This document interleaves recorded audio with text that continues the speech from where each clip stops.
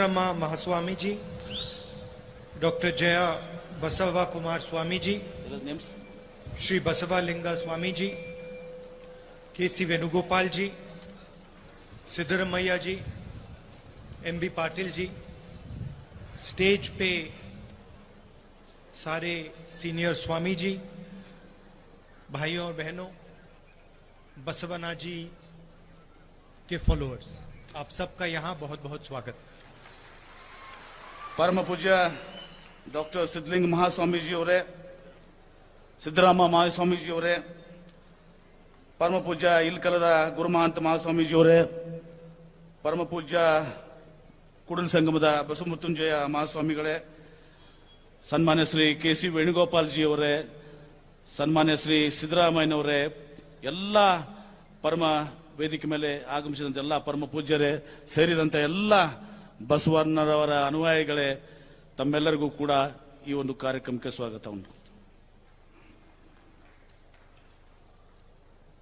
बसवा जी की जयंती पे आज यहाँ आकर मुझे बहुत खुशी हो रही है और आपने इस दिन मुझे यहाँ बुलाकर ठीक इस दिन यहाँ आपने मुझे बुलाकर आदर दिया, इसके लिए मैं आपका दिल से धन्यवाद करता हूँ।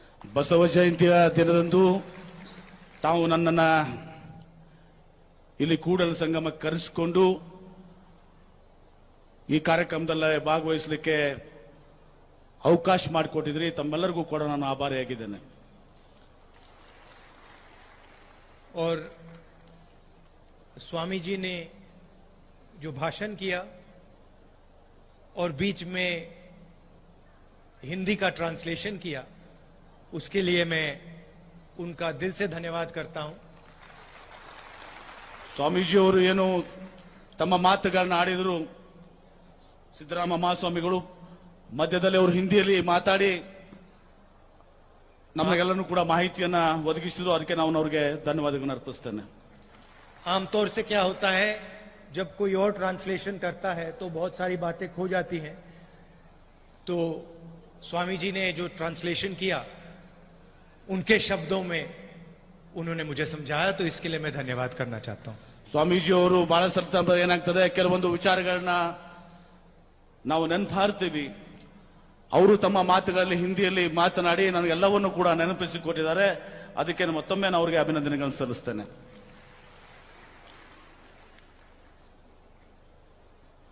स्वामी जी ने कहा कि बसवा जी ने लोकतंत्र का रास्ता हिंदुस्तान और विश्व को दिया। ಸ್ವಾಮೀಜಿ ಅವರು ಹೇಳಿದ್ರು, ಪ್ರಜಾಪ್ರಭುತ್ವವನ್ನ, ಭಾರತ ದೇಶವನ್ನ, ಇಡೀ ವಿಶ್ವವನ್ನು ತಂದು ಸಹ ಬಸವಣ್ಣವರು ಬಸವಾದಿ ಶರಣರು ರಕ್ಷಣೆಯನ್ನು ಮಾಡಿದ್ರು। और ये सच्चाई है, इसको मिटाया नहीं जा सकता है। ಇದನ್ನು ಕೂಡ ಸತ್ಯ ಇದೆ, ಅದನ್ನ ನಾವು ಅಲಗಿಡಲಿಕ್ಕೆ ಆಗೋದಿಲ್ಲ। और अगर हिंदुस्तान में लोकतंत्र आया, पार्लियामेंट्री डेमोक्रेसी आई, अधिकार आए, तो उसमें जो नींव रखी गई थी बसवा जी जैसे लोगों ने रखी थी। ಇವತ್ತು ಪ್ರಜಾಪ್ರಭುತ್ವ ಮತ್ತು ನಮ್ಮ ಏನು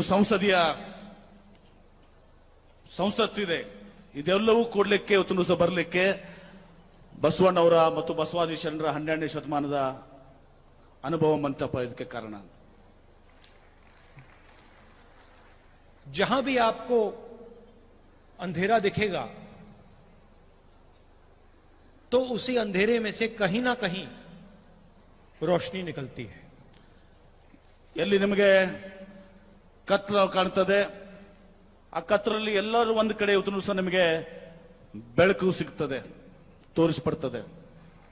और जैसे समाज में अंधेरा होता है, उस समय समाज में अंधेरा था, तो उस समय बसवा जी रोशनी जैसे अंधेरे में से निकले थे। ಸಮಾಜದಲ್ಲಿ ಯಾವತ್ತು ಕತ್ತಲೆ ಕವಿದಿರ್ತದೆ, ಆ ಸಂದರ್ಭದಲ್ಲಿ ಬಸವಣ್ಣನವರು ಈ ಸಮಾಜಕ್ಕೆ ಬೆಳಕನ್ನು ತಂದುಕೊಟ್ರು। और व्यक्ति ऐसे ही रोशनी नहीं देता है। ಮತ್ತೆ ಯಾವಾಗಲೂ ಕೂಡ ಈ ರೀತಿ ಇವತ್ತು ಸಹ ಬೆಳಕನ್ನ ತುನುಸ ನೀಡಲಾಗ್ತದೆ. उसको सबसे पहले अपने आप से सवाल पूछने पड़ते हैं। ಅವರು ಮೊಟ್ಟ ಮೊದಲು ತಮ್ಮನ್ನ ಪರಿಶುದ್ಧತೆಯನ್ನು ಮಾಡಿಕೊಳ್ತಾರೆ. दूसरों पर सवाल करना बहुत आसान होता है, कोई भी कर सकता है, मगर अपने आप पर सवाल करना ज्यादा मुश्किल होता है। ಮೊದಲು ತಮ್ಮನ್ನೇ ತಾವು ಈಗ ಶುದ್ಧೀಕರಣಗೊಳಿಸಿ ಅವರು ಈ ಎಲ್ಲ ವಿಚಾರಧಾರೆಗಳು ನೀಡ್ತಾರೆ. ಬೇರೆಯವ್ರ ಮೇಲೆ ಮಾಡುವಂತದ್ದು ಶುದ್ಧೀಕರಣ ಮಾಡೋದು ಬಹಳ ಸರಳ ಇರ್ತದೆ, ಮಾತನಾಡುವುದಂತ. और स्वामी जी ने कहा कि बसवा जी ने 8 साल की उम्र पर 8 साल की उम्र पर जो थ्रेड सेरेमनी होती है उसको मना कर दिया। 8 ಸ್ವಾಮೀಜಿ ಅವರು ಇದನ್ನು ಕೂಡ ಹೇಳಿದ್ರು. ಬಸವಣ್ಣವರು 8ನೇ ವರ್ಷಿಗೆ ಇವತ್ತು ತಮಗೆ ಏನು ಜನವಾರ ಧಾರಣೆ ಇರ್ತದೆ ಅದನ್ನು ಅವರು ನಿರಾಕರಣೆಯನ್ನು ಮಾಡಿದರು. अब देखिए कितने लोगों ने ये सवाल नहीं पूछा, अपने आप से नहीं पूछा, बसवना जी ने सवाल पूछा। ಅದು ಬಹಳಷ್ಟು ಎಷ್ಟು ಜನ ಇದನ್ನ ಮಾಡ್ತಾರೆ. ಬಸವಣ್ಣವರು ಇವತ್ತು ಸಹ ಇವತ್ತು ಈ ತತ್ವಗಳ ವಿರುದ್ಧ ಏನು ಮೂಢನಂಬಿಕೆಗಳ ವಿರುದ್ಧ ಇವತ್ತು ಸಹ ಅದನ್ನ ಮಾಡಿದ್ರಂತ ತೋರಿಸಿದ್ರು. मैंने स्वामी जी से पूछा, जब हम बैठे थे मैंने पूछा कि स्वामी जी 8 साल की उम्र पर बसवा जी को यह बात कैसे समझ आ गई। ನಾನು ಸ್ವಾಮೀಜಿ ಅವರು ಕೇಳಿದೆ, 8 ವರ್ಷದಲ್ಲಿ ಸಣ್ಣ ವಯಸ್ಸಿನಲ್ಲಿ ಇಂತಹ ವಿಚಾರಧಾರೆಗಳು ಹೆಂಗ್ ಬರ್ತವೆ? तो उन्होंने मुझे कहा कि बसवा जी के दोस्त थे, दूसरी जात के दोस्त थे, और जब समाज उन पर आक्रमण कर रहा था तो बसवना जी ने अपने आप से यह सवाल पूछा कि मेरे दोस्तों पर आक्रमण क्यों हो रहा है, मेरे दोस्तों के साथ गलत वर्ताव क्यों हो रहा है।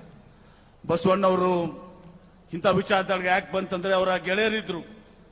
ಅವ್ರ ಗೆಳೆಯರು ಅವರ ಒಂದು ಪರಿಸ್ಥಿತಿಯನ್ನು ನೋಡಿದಾಗ ಅವರೇನು ಅನುಭವಿಸ್ತಾ ಇದ್ರು ಅದನ್ನೆಲ್ಲವೂ ನೋಡಿ ಇವತ್ತು ಸಹ ಈ ಪರಿಸ್ಥಿತಿಯನ್ನು ನೋಡ್ಕೊಂಡು ಅವ್ರಿಗೆ ಅನಿಸ್ತು ಇವತ್ತು ಇದನ್ನ ಸಮಾಜದ ನಾನು ತಪ್ಪುಗಳು ಇವತ್ತು ಸಾಕ್ತವೆ, ಶುದ್ಧೀಕರಣ ಮಾಡಬೇಕು. और पूरी जिंदगी उन्होंने अपने आप से सवाल पूछे, ಪೂರ್ತಿ ಜೀವನ ಅವರು ತಮ್ಮನ್ನೇ ತಾವು ಪ್ರಶ್ನಿಸಿಕೊಂಡ್ರು.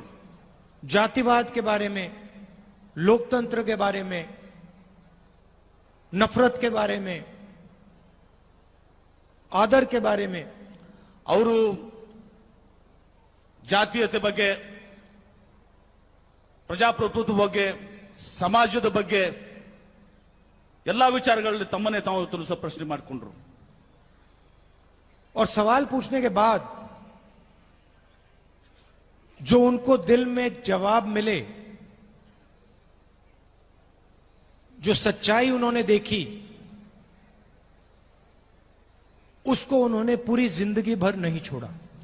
ಅವರು ಪ್ರಶ್ನೆ ಕೇಳಿದ ತಮ್ಮನ್ನೇ ತಾವು ಪ್ರಶ್ನೆ ಕೇಳ್ಕೊಂಡ ಮೇಲೆ ಅವ್ರ ಹೃದಯದಲ್ಲಿ ಮನಸ್ಸಿನಲ್ಲಿ ಏನು ತಮ್ಮ ಹೊಳಿತು ಅನಿಸ್ತು ಇದನ್ನ ಅವರ ಜೀವನ ಪೂರ್ತಿ ಅದನ್ನ ಇವತ್ತೊಂದು ಆಪದನ್ನ ಪಾಲನೆ ಮಾಡಿಕೊಂಡು ಆ ತತ್ವಗಳನ್ನ ಎತ್ತಿ ಹಿಡಿದ್ರು. बहुत सारे लोग सवाल पूछते हैं, सच्चाई भी समझ जाते हैं, मगर फिर समाज में सच्चाई बोल नहीं सकते। ಬಹಳಷ್ಟು ಜನ ಪ್ರಶ್ನೆಯನ್ನು ಕೇಳ್ತಾರೆ, ಸತ್ಯವನ್ನು ತಿಳ್ಕೋತಾರೆ, ಆದ್ರೆ ಅದನ್ನ ಸಮಾಜದಲ್ಲಿ ಇವತ್ತು ಸಹ ಅದನ್ನ ಪ್ರಶ್ನೆ ಮಾಡುವುದಿಲ್ಲ. बहुत सारे लोगों को सच्चाई मालूम होती है, सच्चाई सामने होती है, मगर समाज के सामने वो अपनी आवाज नहीं उठाते हैं क्योंकि डरते हैं। ಬಹಳಷ್ಟು ಜನ ಸತ್ಯ ಗೊತ್ತಾಗ್ತಾರೆ, ತಿಳ್ಕೋತಾರೆ, ಆದ್ರೆ ಇವತ್ತೊಂದು ಸಹ ಸಮಾಜದ ಮುಂದೆ ಅದನ್ನ ಮಾತನಾಡುದಿಲ್ಲ, ಯಾಕಂದ್ರೆ ಅವರು ಹೆದರ್ಕೊಳ್ತಾರೆ. तो बसवना जी में यह फर्क था, उन्होंने सवाल पूछे, सच्चाई समझी और फिर समाज के सामने सच्चाई रख दी। ಬಸವಣ್ಣವರು ತಾವೇನು ಪ್ರಶ್ನಿಸಿಕೊಂಡ್ರು ಅದನ್ನ ಸಮಾಜ ಮುಂದಿಟ್ರು ಮತ್ತು ಅದನ್ನ ಸಮಾಜ ಮುಂದೆ ಅದನ್ನ ಪಾಲನೆ ಮಾಡುವಂತದ್ದು ಅನುಷ್ಠಾನ ತರಲಿಕ್ಕೆ ತಿಳಿಸೋ ಪ್ರಯತ್ನ ಮಾಡಿದರು. आज हमने इनकी मूर्ति के सामने फूल रखे, इसका कारण है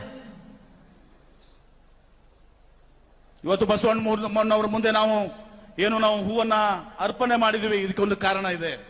आप ये मत सोचिए कि समाज के सामने सच्चाई बोलना आसान है।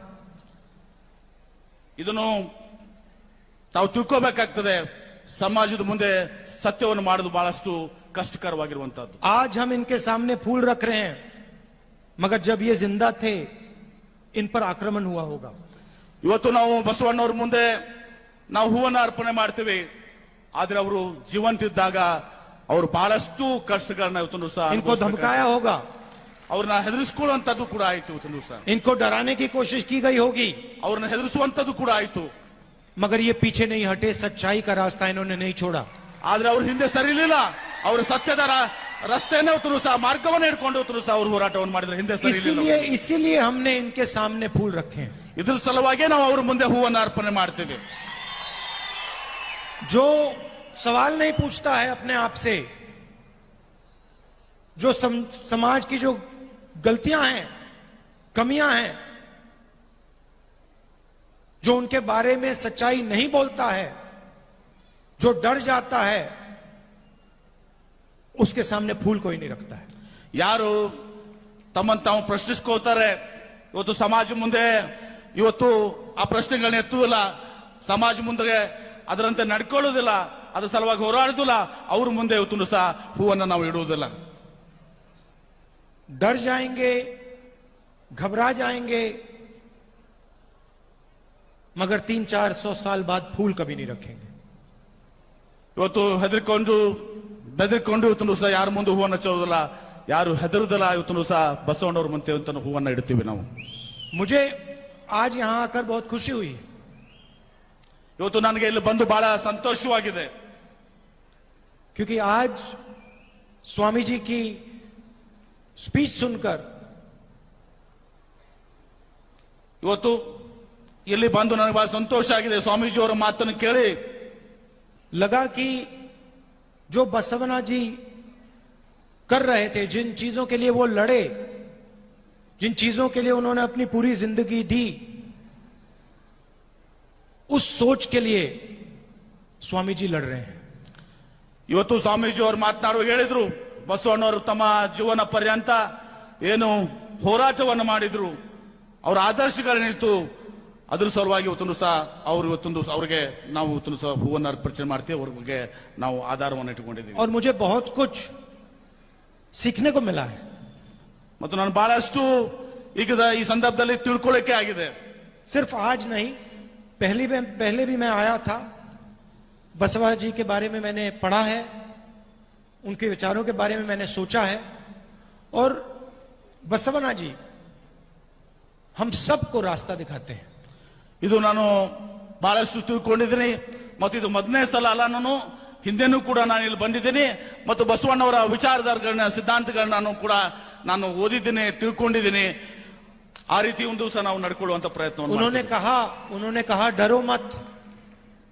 ಅವ್ರು ಹೇಳಿದ್ರು, ನೀವು ಹೆದರಬೇಡಿ, ಅಂಜಬೇಡ್ರಿ ನೀವು ಅಂತ.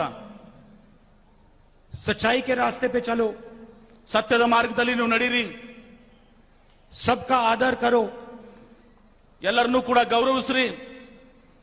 बहुत सारे लोग ये चीजें कहते हैं, ಬಹಳಷ್ಟು ವಿಚಾರಗಳನ್ನು ಇವತ್ತು ಸಹ ಹೇಳ್ತಾರೆ, मगर चुने हुए लोग इन चीजों को कर दिखाते हैं।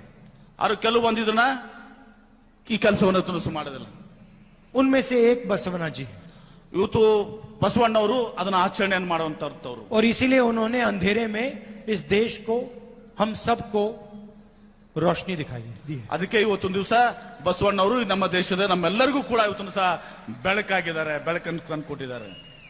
आपने इतने प्यार से मेरी बात सुनी, इसके लिए मैं आप सबका दिल से धन्यवाद करता हूं। ಇವತ್ತು ನನ್ನ ಮಾತುಗಳನ್ನ ಬಹಳಷ್ಟು ಪ್ರೀತಿಯಿಂದ ತಾವು ಕೇಳಿದಿರಿ, ಅದಕ್ಕೆ ನಾನು ಹೃದಯದಿಂದ ತಮ್ಮೆಲ್ಲರಿಗೂ ಕೂಡ ನಾನು ಅಭಿನಂದನೆಗಳನ್ನು ಸಲ್ಲಿಸ್ತೇನೆ.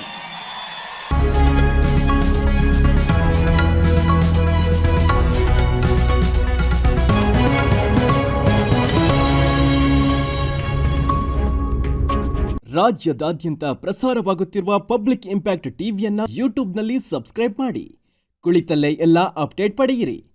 ಹಾಗೆಯೇ ಪಬ್ಲಿಕ್ ಇಂಪ್ಯಾಕ್ಟ್ ಪೇಜನ್ನು ಫೇಸ್ಬುಕ್ನಲ್ಲಿ ಫಾಲೋ ಮಾಡಿ. ಜೊತೆಗೆ ಪಬ್ಲಿಕ್ ಇಂಪ್ಯಾಕ್ಟ್ ವೆಬ್ಸೈಟ್ಗೆ ಲಾಗಿನ್ ಆಗಿ ನೈಜ ಸತ್ವಭರಿತ ಸತ್ಯ ಸುದ್ದಿಗಳನ್ನು ನಿಮ್ಮ ಮೊಬೈಲ್ನಲ್ಲಿಯೇ ಓದಿರಿ. ಇದು ಪಬ್ಲಿಕ್ ಇಂಪ್ಯಾಕ್ಟ್. ಜನಶಕ್ತಿಯೇ ನಿರ್ಣಾಯಕ.